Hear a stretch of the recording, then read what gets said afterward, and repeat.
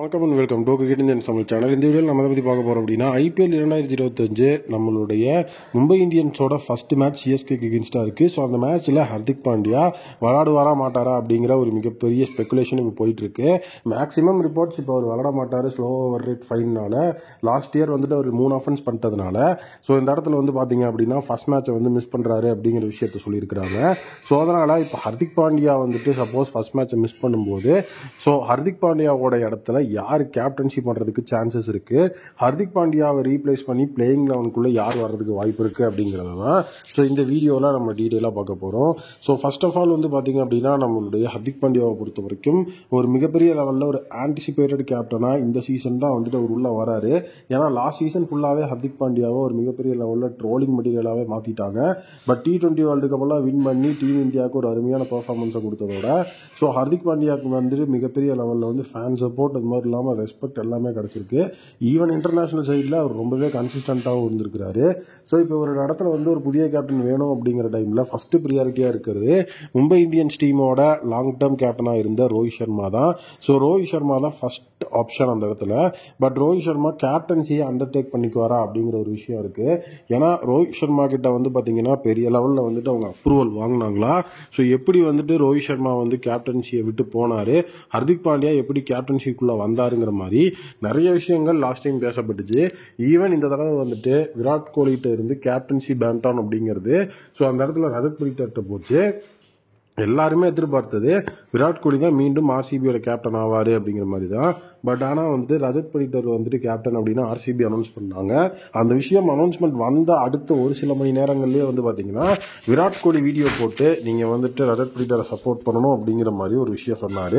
So அது வந்து பார்த்தீங்க அப்படின்னா ஒரு பெரிய லெவலில் வந்து பார்த்தீங்கன்னா RCB ஃபேன்ஸுக்கு எஃபெக்டிவாக இருந்தது. அவங்க அந்த விஷயத்தை வந்து பெரிய லெவலில் எடுத்துக்கல, ரஜத் பட்டிதாருக்கு வந்து சப்போர்ட் அப்படிங்கிறத கொடுக்க ஆரம்பித்தாங்க.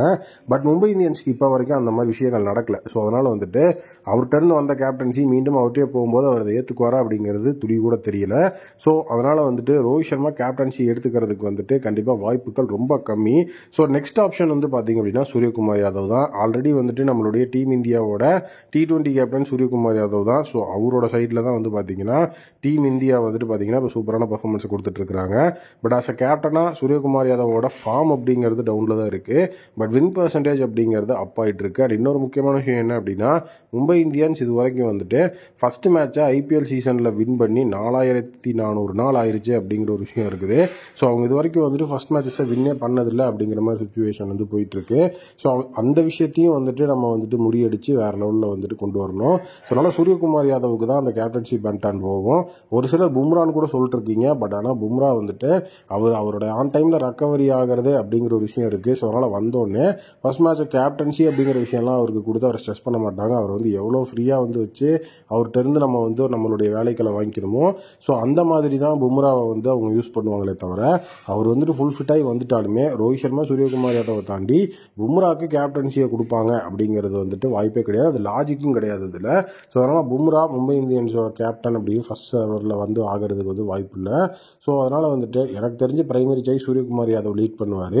ஹர்திக் பாண்டியாவோட பிளேஸில் பிளேயிங் லெவனில் யார் ப்ரோ ஆடுவா அப்படின்னு கேட்டிங்கன்னா ஃபர்ஸ்ட் ஆப்ஷன் நமந்தீர். ஸோ நமந்தீரை பொறுத்த வரைக்கும் மும்பை இந்தியன்ஸில் வந்துட்டு RTM அப்படிங்கிற அந்த விஷயத்தை யூஸ் பண்ணி அவர் எடுத்தாங்க. ஸோ அப்படி இருக்கும்போது ஸோ கண்டிப்பாக வந்துட்டு நமந்தீர் வந்து உள்ளாடுவார். ஏன்னா நான் நமந்தீரை வந்து அவங்க இம்பாக்ட் பிளேயராக கொண்டு வருவாங்க அப்படிங்கிற ஒரு விஷயத்தில் தான் வந்துட்டு பிளேயிங் லெவனே வச்சுருந்தேன். ஸோ இப்போது அது எப்படி இருக்கும் அப்படின்னா ஸோ நமந்தீர் வந்துட்டு இம்பாக்ட் அப்படிங்கிற இருக்கும்போது ஹர்திக் பாண்டியா 11ல் இருந்திருப்பார். இப்போ 11ல் வந்து ஹர்திக் பாண்டியா இல்லாதனால ஸோ நமந்தீர் வந்துட்டு உள்ள மெயின் 11ஸில் வந்துட்டு இம்பாக்டில் வந்து பார்த்தீங்க அப்படின்னா அந்த இடத்துல வந்துட்டு நமந்தீர் வந்து உள்ளே போன உடனே அர்ஜுன் டெண்டுல்கர் வந்து இம்பாக்டாக வந்து அவரை வந்து ரீப்ளேஸ் பண்ணுற மாதிரி ஒரு சுச்சுவேஷன் இருக்குது. ஸோ அதாவது இம்பாக்ட் பிளேயர் அப்படிங்கிற இடத்துல வந்துட்டு அர்ஜுன் டெண்டுல்கர், ஸோ மெயின் 11ல் வந்துட்டு நமந்தீர், இந்த மாதிரி ஒரு காம்பினேஷனை வச்சு ஹர்திக் பாண்டியாவை ரீப்ளேஸ் பண்ணுவாங்க. அதுதான் எஃபெக்டிவாக இருக்கும். ஏன்னா வந்துட்டு பார்த்தீங்க அப்படின்னா அந்த இடத்துல நமந்தீர் ஓவரும் போட்டு நமக்கு பேட்டிங்கும் ஆடி கொடுத்துருவாரு. அவரும் ஒரு ஆல்ரவுண்டர் மாதிரியான பர்ஃபார்மன்ஸை கொடுப்பாரு. ஸோ அப்பப்போ வந்து டீமுக்கு தேவை அப்படிங்கிற சுச்சுவேஷனில் அர்ஜுன் டெண்டுல்கர் சப்போர்ட் பண்ணி கொடுத்துருக்காரு. லாஸ்ட் சீசன் அவருக்கு மேட்ச் வாய்ப்புகள் அப்படிங்கிறதும் கிடச்சிருக்கு.